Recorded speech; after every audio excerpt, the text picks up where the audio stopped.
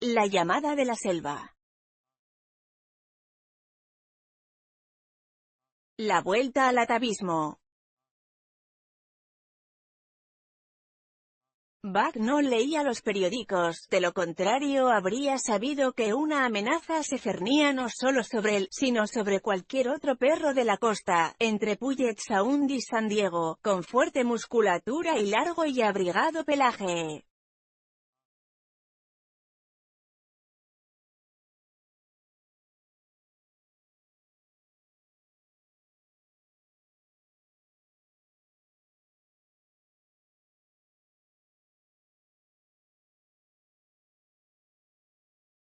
Porque a tientas, en la oscuridad del Ártico, unos hombres habían encontrado un metal amarillo y, debido a que las compañías navieras y de transporte propagaron el hallazgo, miles de otros hombres se lanzaban hacia el norte.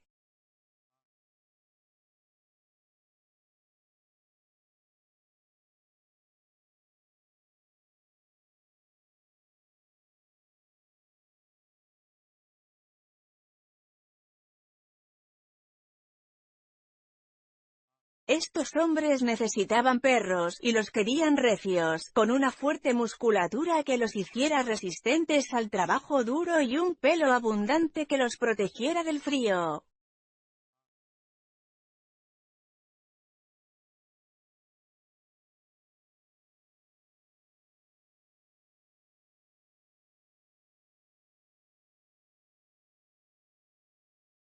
Buck vivía en una extensa propiedad del soleado Valle de Santa Clara, conocida como la finca del juez Miller.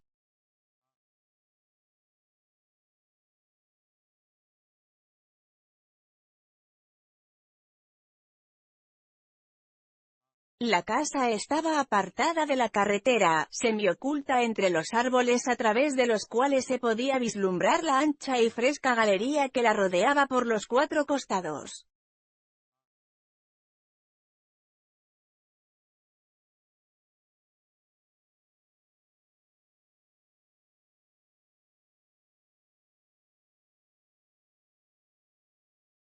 Se llegaba a ella por senderos de grava que serpenteaban entre amplios espacios cubiertos de césped y bajo las ramas entrelazadas de altos álamos.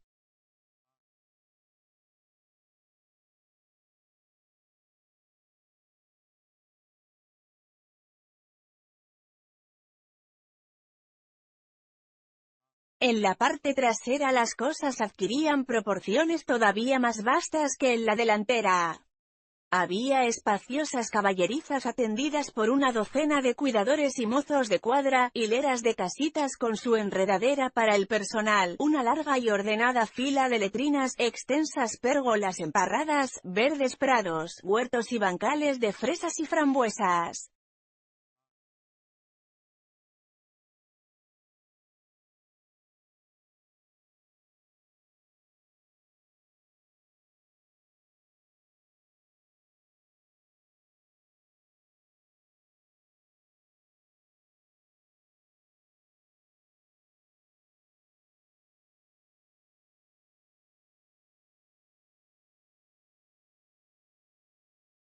Había también una bomba para el pozo artesiano y un gran estanque de hormigón donde los chicos del juez Miller se daban un chapuzón por las mañanas y aliviaban el calor en las tardes de verano.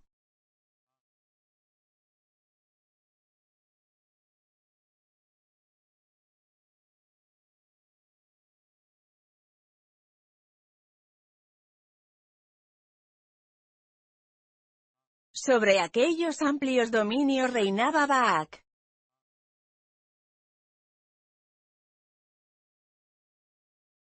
Allí había nacido y allí había vivido los 4 años de su existencia.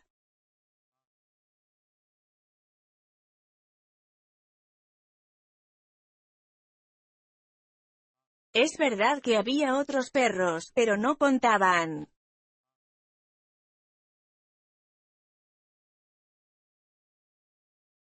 Iban y venían, se instalaban en las espaciosas perreras o moraban discretamente en los rincones de la casa, como Toots, la perrita japonesa, o Isabel, la pelona mexicana, curiosas criaturas que rara vez asomaban el hocico de puertas afuera o ponían las patas en el exterior.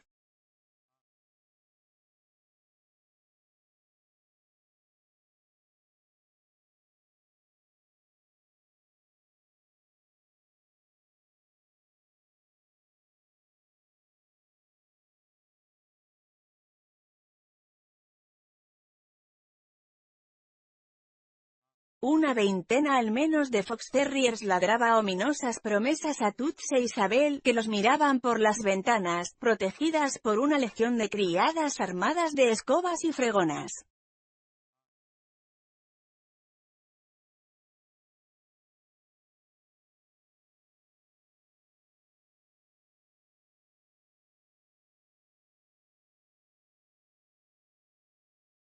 Pero Buck no era perro de casa ni de jauría.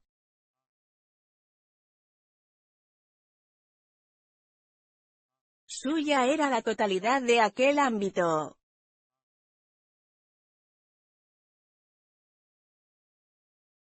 Se zambullía en la alberca o salía a cazar con los hijos del juez, escoltaba a sus hijas, Molly y Alice, en las largas caminatas que emprendían al atardecer o por la mañana temprano, se tendía a los pies del juez delante del fuego que rugía en la chimenea en las noches de invierno, llevaba sobre el lomo a los nietos de Miller o los hacía rodar por la hierba, y vigilaba sus pasos en las osadas excursiones de los niños hasta la fuente de las caballerizas e incluso más allá, donde estaban los potreros y los bancales de vallas.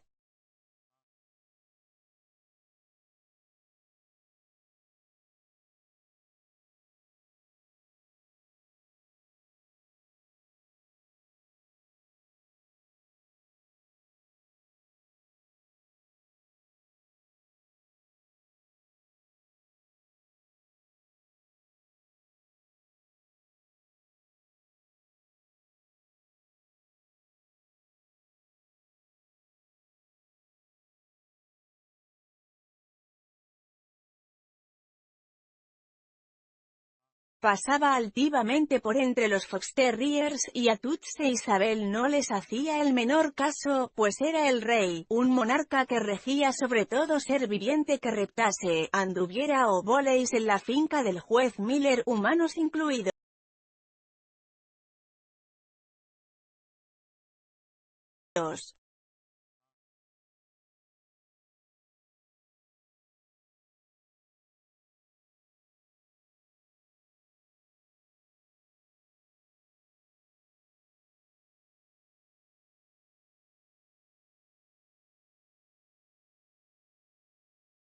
Su padre, Elmo, un enorme San Bernardo, había sido compañero inseparable del juez, y Buck prometía seguir los pasos de su padre.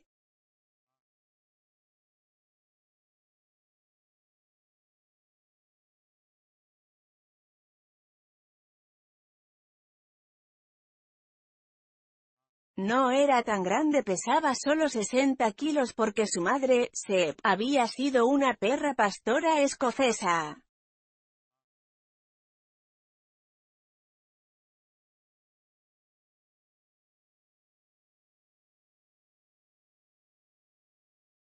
Pero sus 60 kilos, añadidos a la dignidad que proporcionan la buena vida y el respeto general, le otorgaban un porte verdaderamente regio.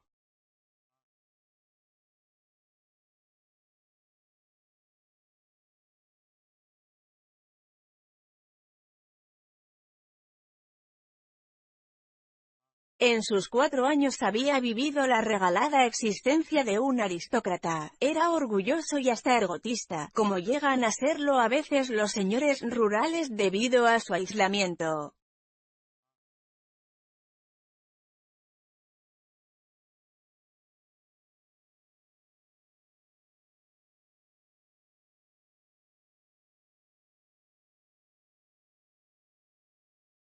Pero se había librado de no ser más que un consentido perro doméstico.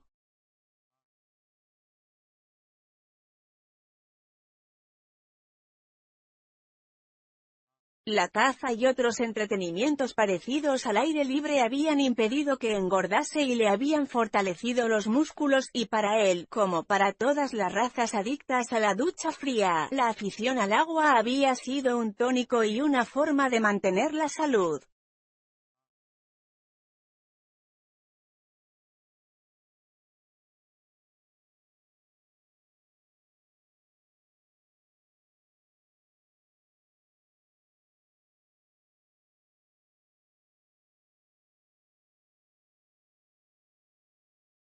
Así era el perro Buck en el otoño de 1897, cuando multitud de individuos del mundo entero se sentían irresistiblemente atraídos hacia el norte por el descubrimiento que se había producido en Klondike.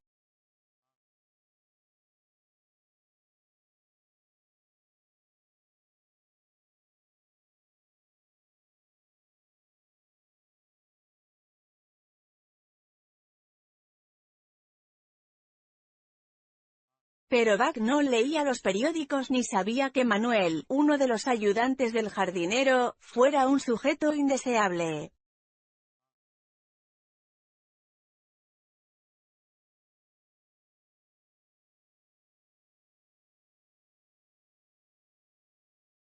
Manuel tenía un vicio. Le apasionaba la lotería china.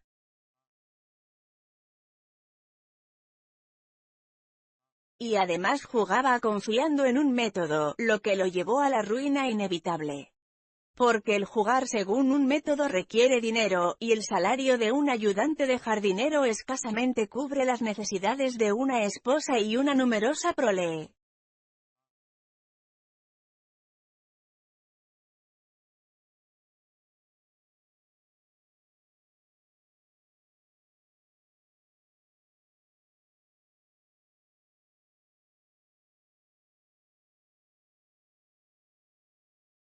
La memorable noche de la traición de Manuel, el juez se encontraba en una reunión de la Racing Growers Association 1 y los muchachos, atareados en la organización de un club deportivo.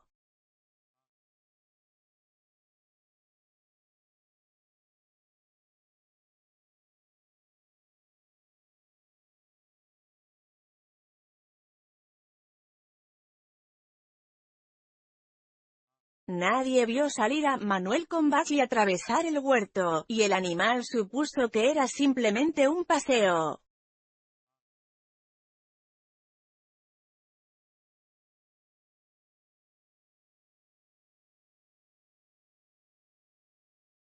Y nadie, aparte de un solitario individuo, les vio llegar al modesto apeadero conocido como College Park.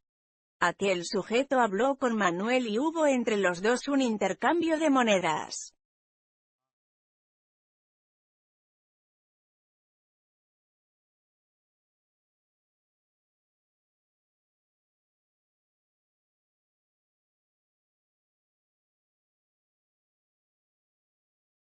¿Podrías envolver la mercancía antes de entregarla?, refunfuñó el desconocido, y Manuel pasó una fuerte soga por el cuello de Buck, debajo del collar.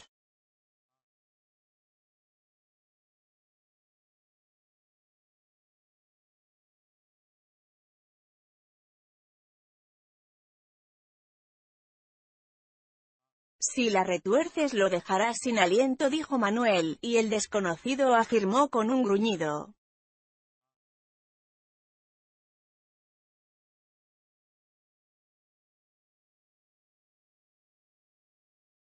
Buck había aceptado la soga con serena dignidad.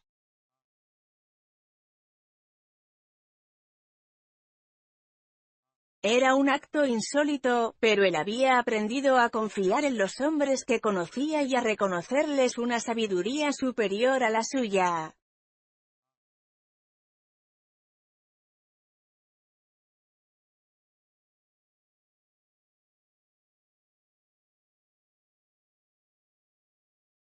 Pero cuando los extremos de la soga pasaron a manos del desconocido, soltó un gruñido amenazador.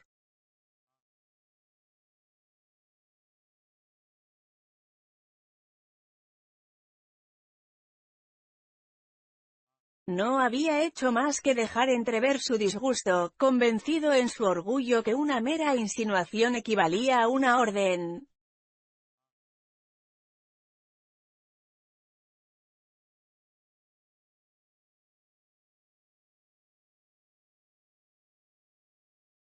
Pero para su sorpresa, la soga se le tensó en torno al cuello y le cortó la respiración.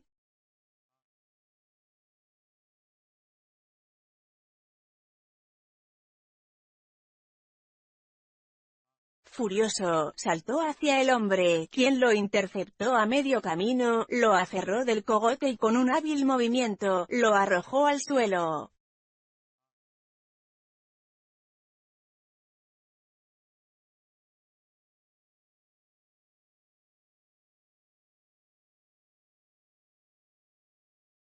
A continuación apretó con crueldad la soga, mientras Buck luchaba frenéticamente con la lengua afuera y un inútil jadeo de su gran pecho.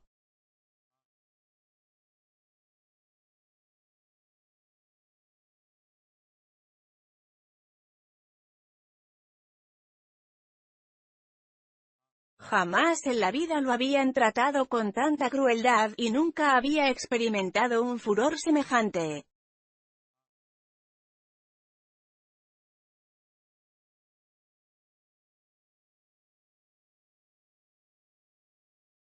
Pero las fuerzas le abandonaron, se le pusieron los ojos vidriosos y no se enteró siquiera de que, al detenerse el tren, los dos hombres lo arrojaban al interior del furgón de carga.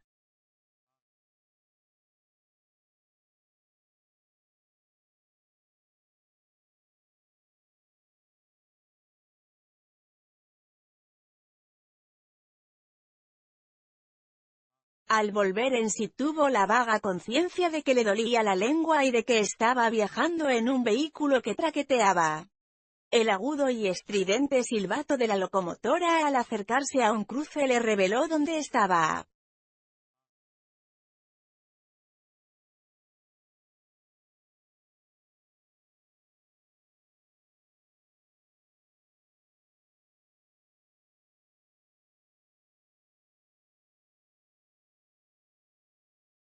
Había viajado demasiadas veces con el juez, para no reconocer la sensación de estar en un furgón de carga.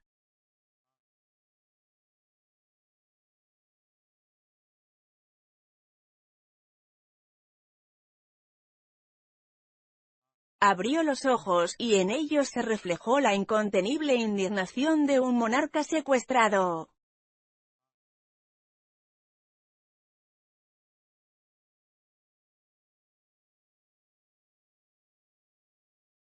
El hombre intentó cogerlo por el pescuezo, pero Buck fue más rápido que él.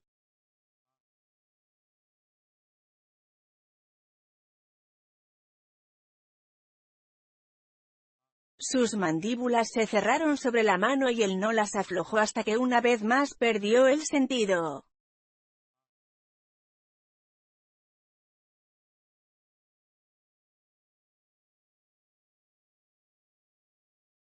Le dan ataques, dijo el hombre, ocultando la mano herida ante la presencia del encargado del vagón, a quien había atraído el ruido del incidente.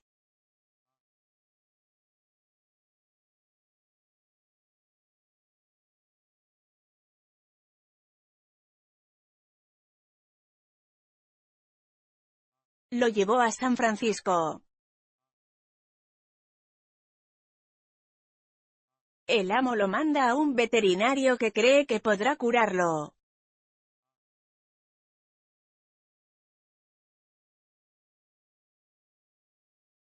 No saco más que 50 por el rezongo, y no lo volvería a hacer por 1000, a tocateja.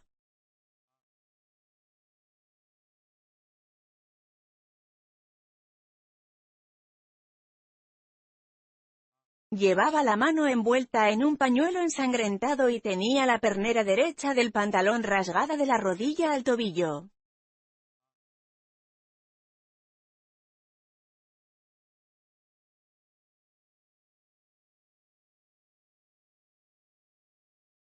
Si no pillo la rabia. «Será porque naciste de pie», dijo riendo el tabernero.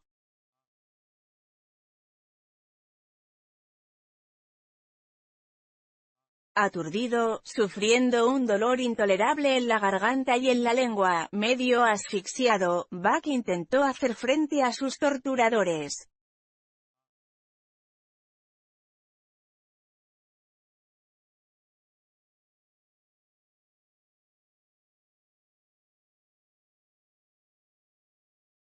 Pero una y otra vez lo tumbaron y le apretaron más la cuerda hasta que lograron limar el grueso collar de latón y quitárselo del pescuezo.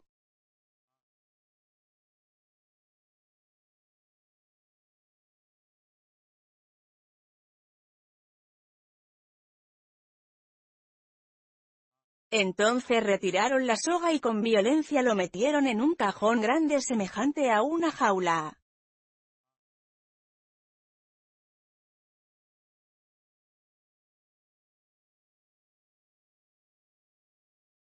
Allí estuvo echado durante el resto de aquella agotadora noche rumiando su cólera y su orgullo herido.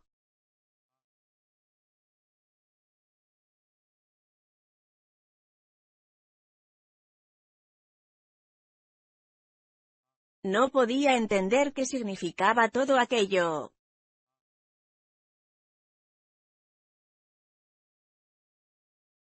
¿Qué querían de él aquellos desconocidos?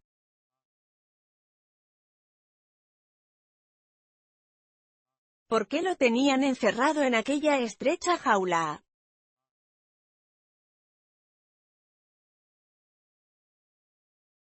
No sabía por qué, pero se sentía oprimido por una vaga sensación de inminente calamidad.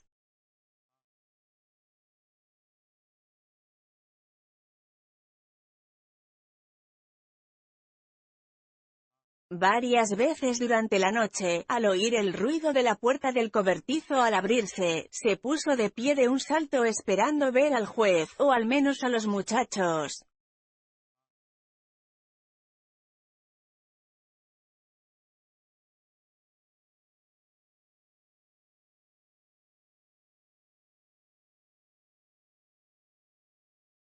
Pero una y otra vez fue el rostro mofletudo del tabernero, que se asomaba y lo miraba a la mortecina luz de una vela de sebo.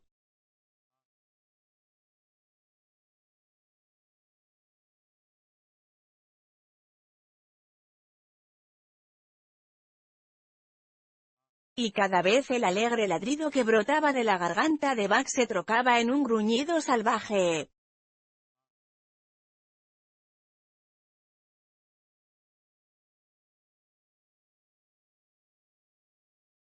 Pero el tabernero lo dejó en paz, y por la mañana entraron 4 individuos que cogieron el cajón.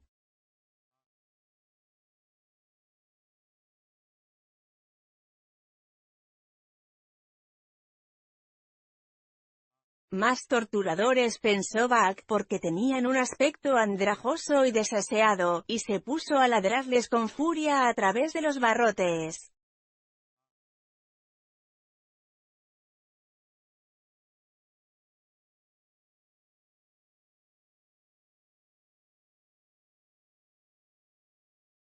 Ellos se limitaron a reír y azuzarle con unos palos a los que inmediatamente Buck atacó con los colmillos hasta que comprendió que eso era lo que querían.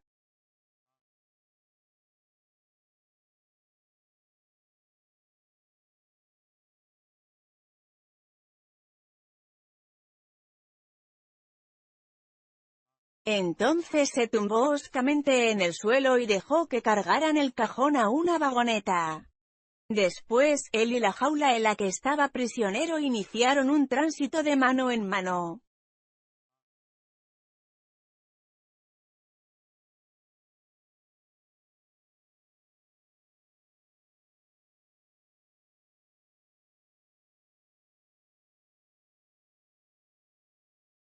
Los empleados de un despacho de mercancías se hicieron cargo de él, fue transportado en otra vagoneta, una camioneta lo llevó, junto con una serie de cajas y paquetes, hasta un transbordador, otra lo sacó para introducirlo en un gran almacén ferroviario, y finalmente fue depositado en el furgón de un tren expreso.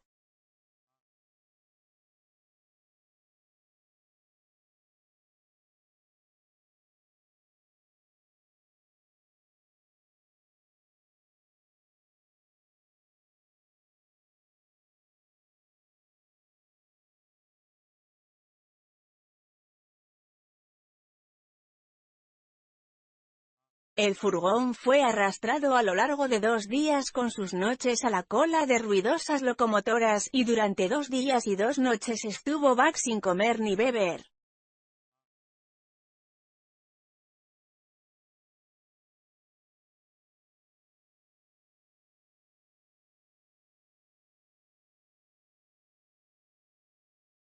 En su furia había respondido gruñendo a las primeras tentativas de aproximación de los empleados del tren, a lo que ellos habían correspondido azuzándole.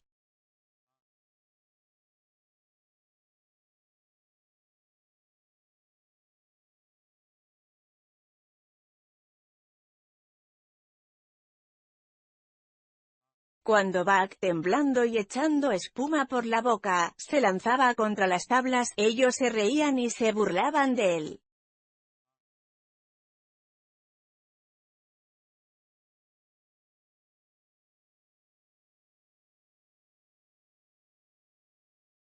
Gruñían y ladraban como perros odiosos, maullaban y graznaban agitando los brazos.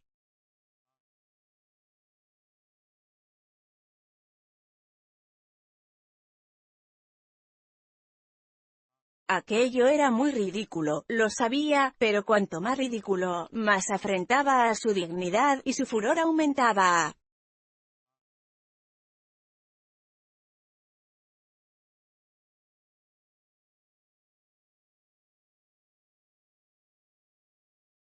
El hambre no lo afligía tanto, pero la falta de agua era un verdadero sufrimiento que intensificaba su cólera hasta extremos febriles.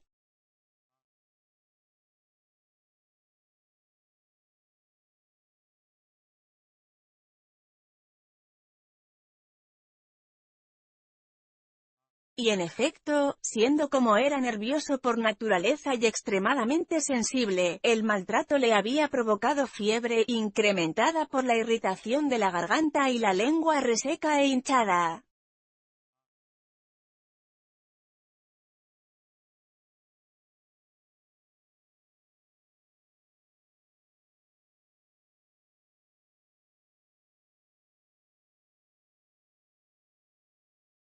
Solo una cosa le alegraba: ya no llevaba la soga al cuello.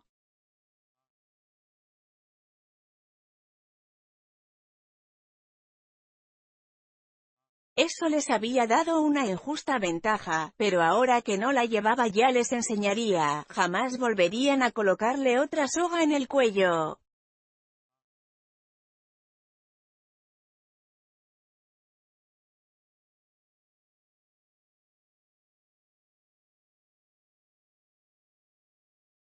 Estaba resuelto. Había pasado 2 días y 2 noches sin comer ni beber, y durante esos días y noches de tormento había acumulado una reserva de ira que no auguraba nada bueno para el primero que le provoquéis.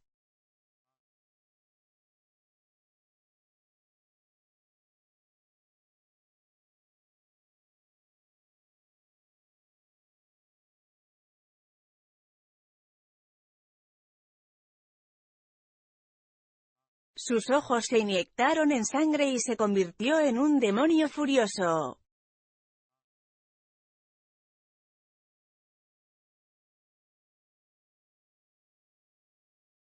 Tan cambiado estaba que el propio juez no lo habría reconocido, y los empleados del ferrocarril respiraron con alivio cuando se desembarazaron de él en Seattle.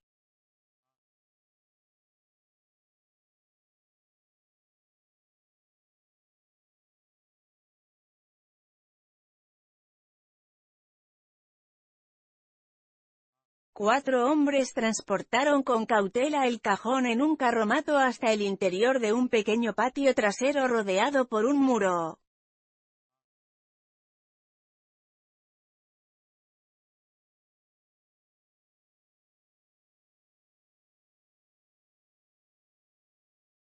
Un tipo fornido, con un jersey rojo de cuello desbocado, salió a firmar el recibo del conductor.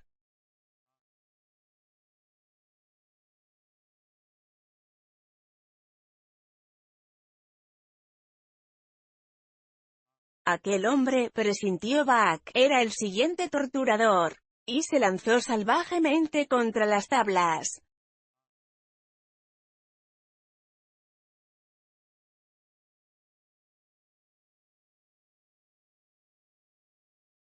El hombre sonrió con crueldad y trajo un hacha y un garrote.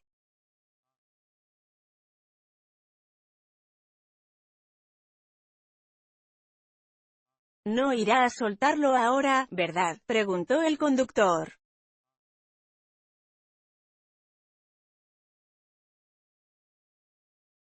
«Desde luego», replicó el hombre, al tiempo que hincaba el hacha en el cajón a modo de palanca.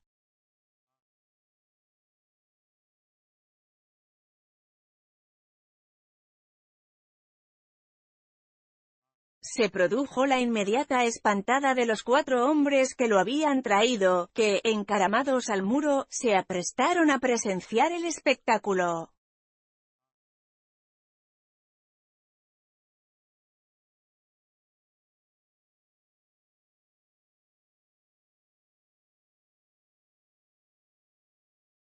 Buck se abalanzó sobre la tabla astillada, en la que clavó los dientes, luchando con furor con la madera.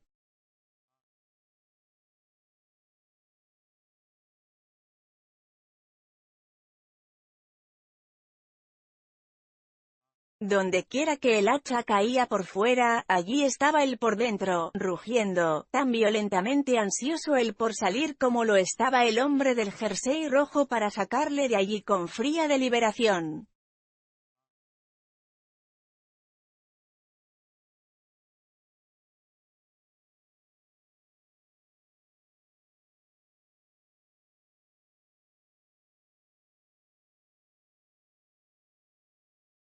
Ahora, demonio de ojos enrojecidos, dijo, una vez abierta una brecha que permitía el pasaje del cuerpo de Buck. Al mismo tiempo, dejó caer el hacha y se cambió el garrote a la mano derecha.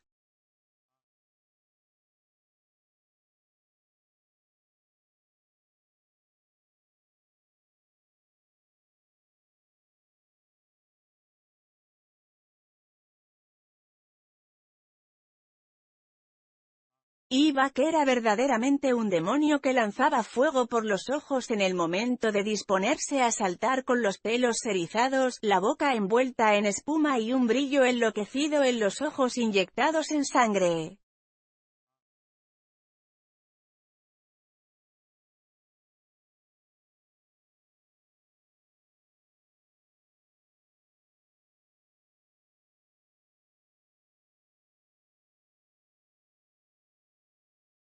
Directamente contra el hombre lanzó sus 60 kilos de furia, acrecentados por la pasión contenida de 2 días y 2 noches.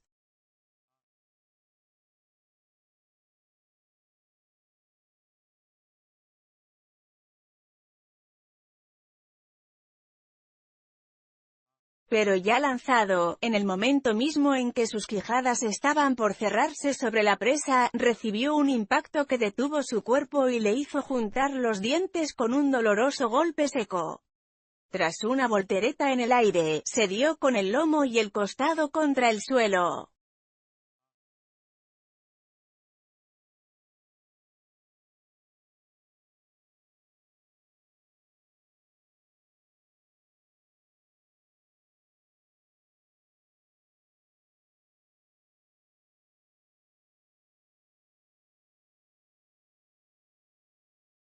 Como nunca en su vida le habían golpeado con un garrote, se quedó pasmado.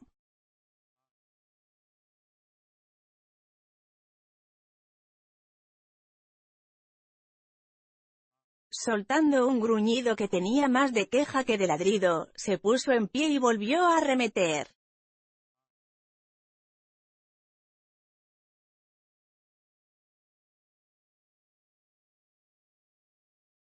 Y nuevamente recibió un golpe y cayó al suelo anonadado.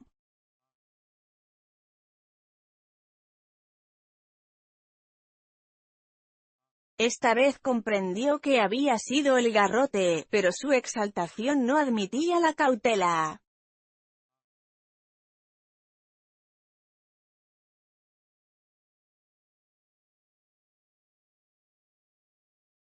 Una docena de veces volvió a acometer y con igual frecuencia el garrote frustró la embestida y acabó con él en el suelo.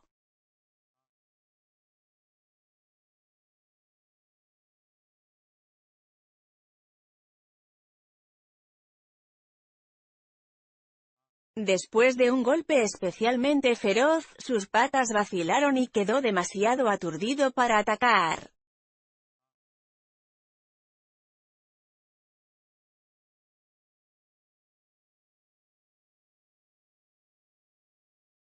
Se tambaleó sin fuerzas, con sangre manándole de la nariz, la boca y las orejas, con el hermoso pelaje salpicado y con manchas de saliva ensangrentada.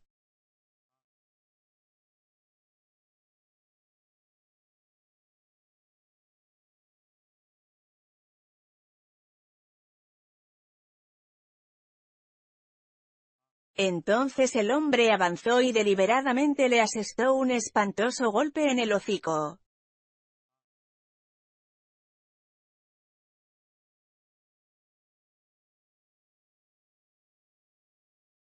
Todo el dolor que había soportado Buck no fue nada en comparación con la intensa agonía de este.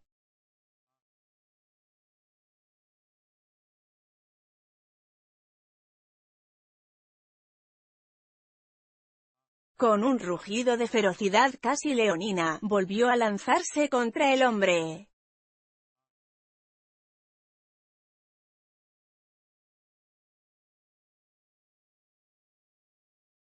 Pero el hombre, pasándose el garrote de la derecha a la izquierda, cogió diestramente a Buck por debajo del maxilar inferior, dando al mismo tiempo un tirón hacia abajo y hacia atrás.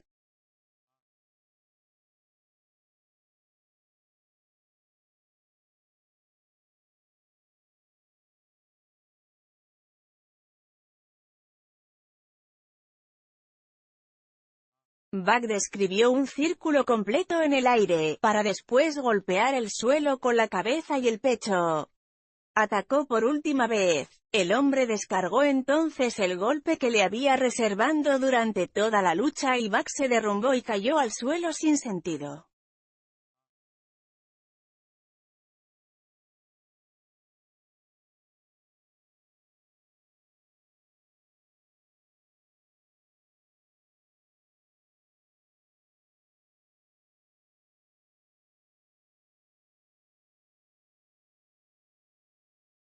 Este no es manco para domar a un perro, te lo digo yo, exclamó entusiasmado uno de los hombres encaramados al muro.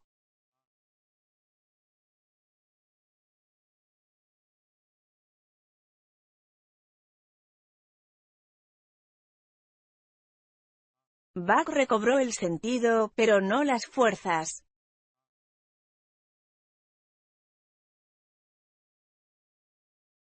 Tumbado donde había caído, observaba al hombre del jersey rojo.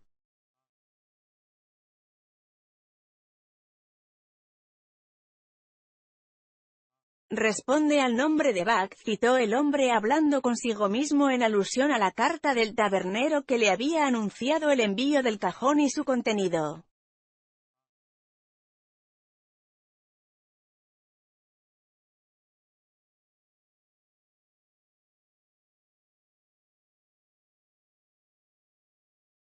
Bien, Buck, muchacho, prosiguió en tono jovial, hemos tenido nuestro pequeño jaleo, y lo mejor que podemos hacer es dejarlo así.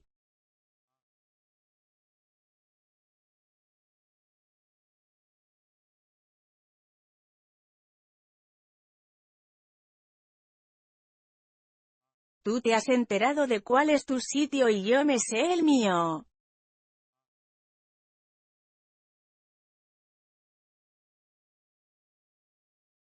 Sé un buen perro y todo irá bien.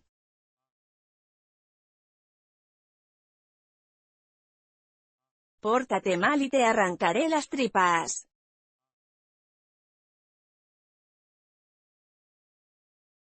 Entendido. Mientras hablaba, daba palmaditas en la cabeza que había golpeado tan despiadadamente, y, aunque el contacto de aquella mano le erizara involuntariamente la pelambre, Buck aguantó sin protestar.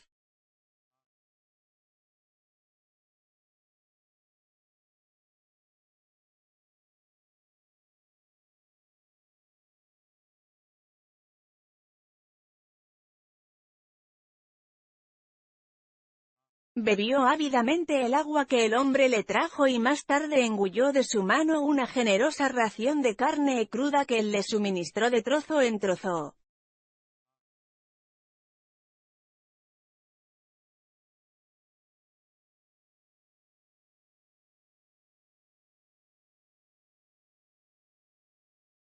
Había perdido, lo sabía, pero no estaba vencido.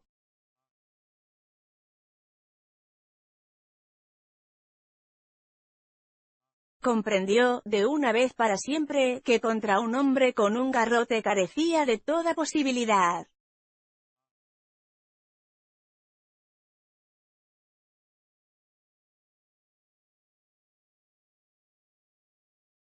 Había aprendido la lección y no la olvidaría en su vida.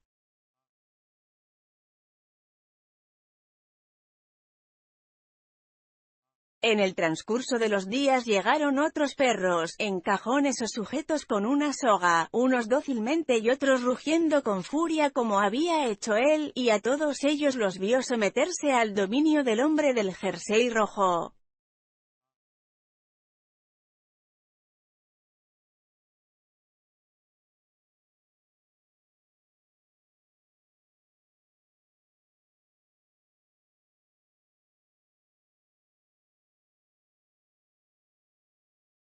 Una y otra vez, según contemplaba aquellas brutales intervenciones, la lección se afianzaba en el corazón de Buck. Un hombre con un garrote era el que dictaba la ley, un amo a quien se obedece, aunque no necesariamente se acepte.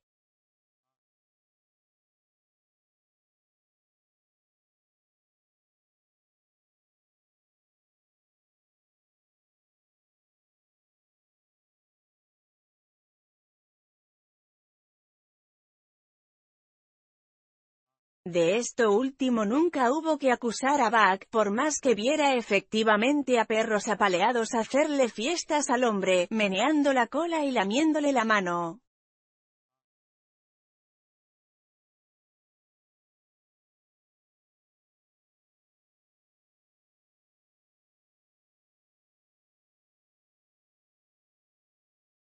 También vio a un perro que no quiso aceptarle ni obedecerle y acabó muerto en la lucha por imponerse.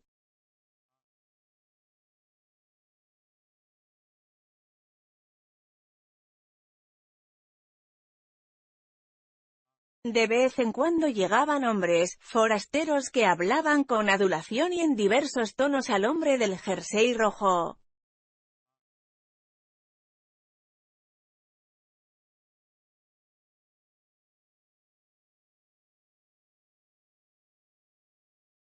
Y cuando en esas ocasiones algún dinero pasaba de unas manos a otras, el forastero se llevaba consigo uno o más perros.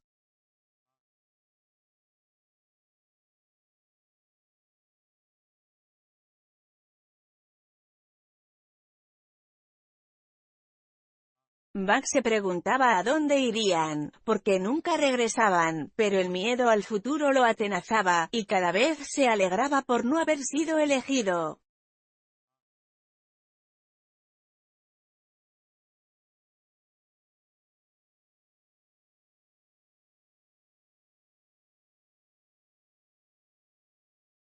Pero su hora llegó, finalmente, bajo la forma de un hombrecillo arrugado que escupía un mal inglés y numerosas exclamaciones desconocidas y burdas que Buck fue incapaz de entender.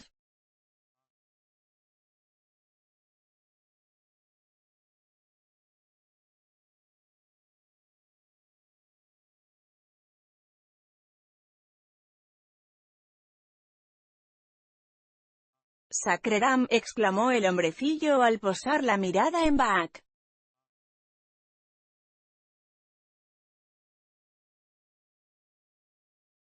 Ese sí ser perro bravo.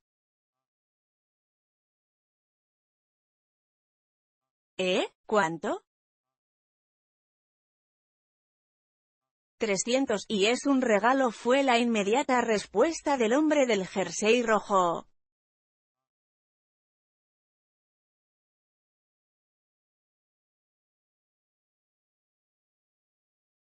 Y siendo dinero del gobierno, no tendrás ningún problema, Perrault?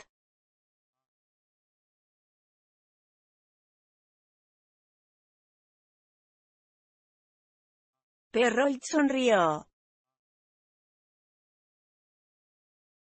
Considerando que el precio de los perros estaba por las nubes debido a la inusitada demanda, no era una cantidad desproporcionada por un animal tan espléndido.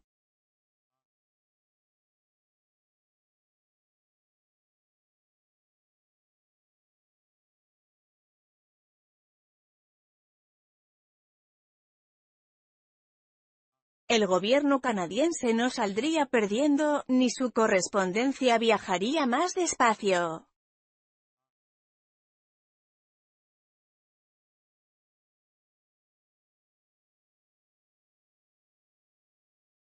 Perrault entendía de perros, y cuando vio a Buck supo que se trataba de uno en un millar. Uno entre 10.000, comentó para sus adentros.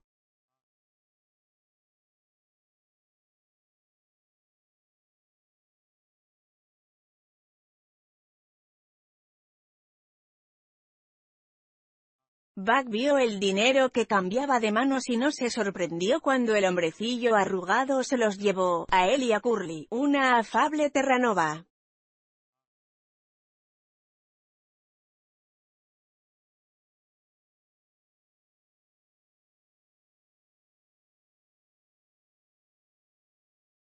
Fue la última vez que vio al hombre del jersey rojo, así como la visión de Seattle alejándose fue la última que Curly y él tuvieron, desde la cubierta del Narwhal, de las tibias tierras meridionales.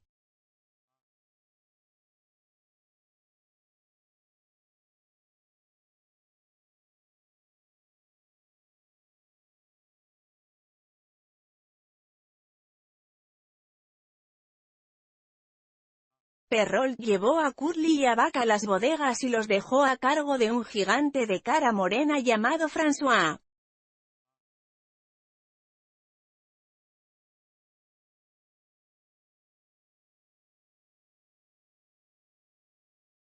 Perrault era franco-canadiense y tenía la piel oscura, mientras que François era franco-canadiense mestizo y tenía la piel 2 veces más oscura.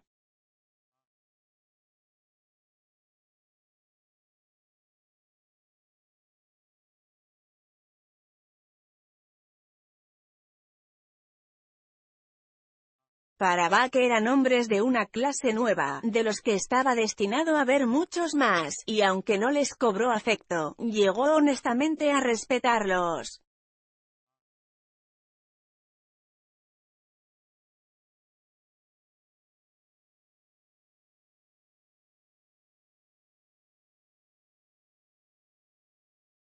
Aprendió rápidamente que Perrault y François eran hombres justos, serenos e imparciales al administrar justicia, y demasiado expertos en el comportamiento canino para dejarse engañar por los perros.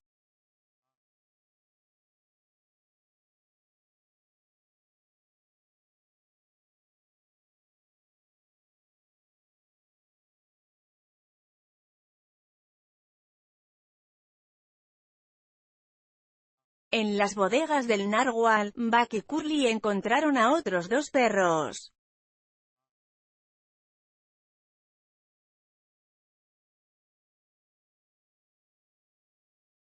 Uno de ellos era un ejemplar albo y grande procedente de Spitsbergen, de donde se lo había llevado el capitán de un ballenero, que más tarde había participado en una expedición geológica a las Islas Barren.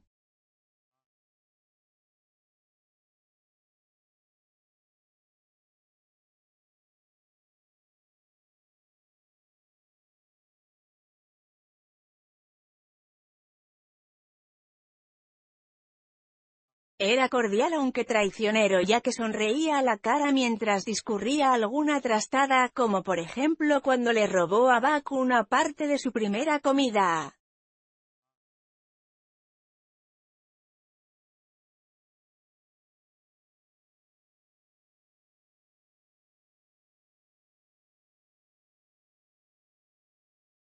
En el momento en que Buck saltaba para castigarlo, se le adelantó el látigo de François restallando en el aire con tal violencia sobre el culpable que Buck no tuvo más que recuperar el hueso.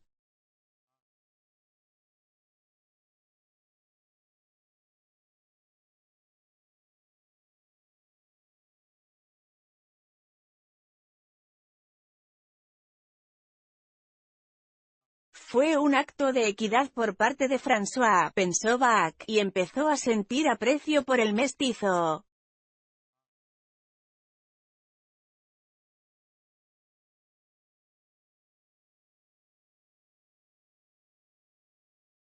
El otro perro no dio ni recibió muestras de fraternidad, pero tampoco intentó robar a los recién llegados.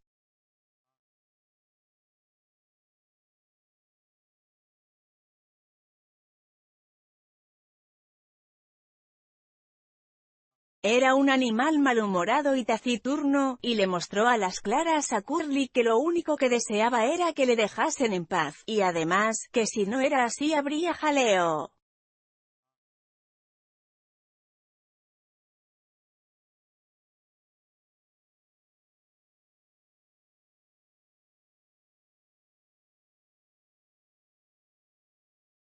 Dave, que así se llamaba, comía y dormía, o en los intervalos bostezaba sin interesarse por nada. No lo hizo siquiera cuando durante la travesía del estrecho de la Reina Carlota, el narwhal estuvo balanceándose, cabeceando y corcoveando como un poseso.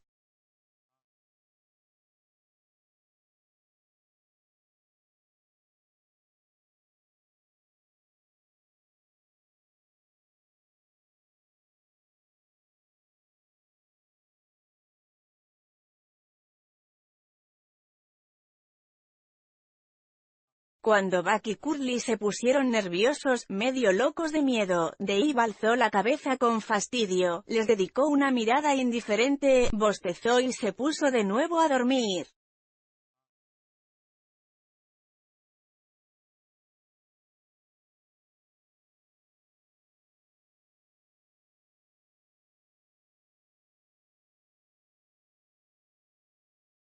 El incansable pulso de la hélice latía día y noche en el barco, y aunque cada día era muy semejante al anterior, Buck percibió que cada vez hacía más frío.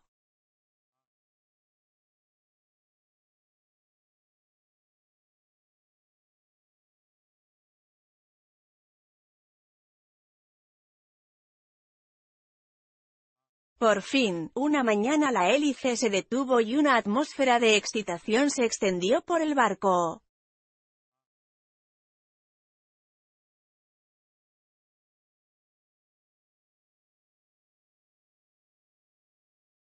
Buck la sintió, igual que los demás perros, y supo que se aproximaba un cambio.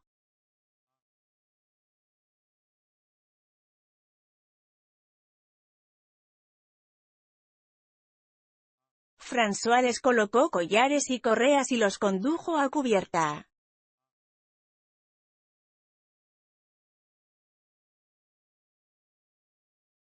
Al dar el primer paso sobre la fría superficie, las patas de Buck se hundieron en una cosa fofa y blanca muy semejante al lodo.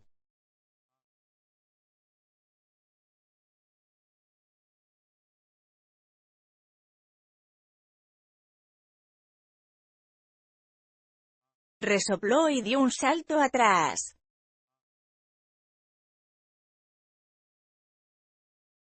En el aire caía más de aquella materia blanca.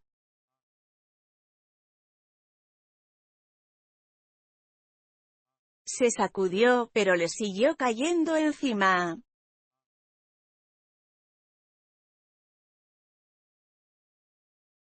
La olisqueó con curiosidad y a continuación recogió un poco sobre la lengua.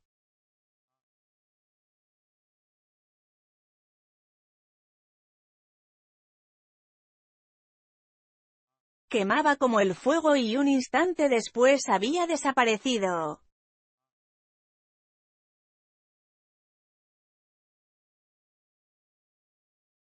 Aquello lo intrigó, lo intentó nuevamente, con igual resultado.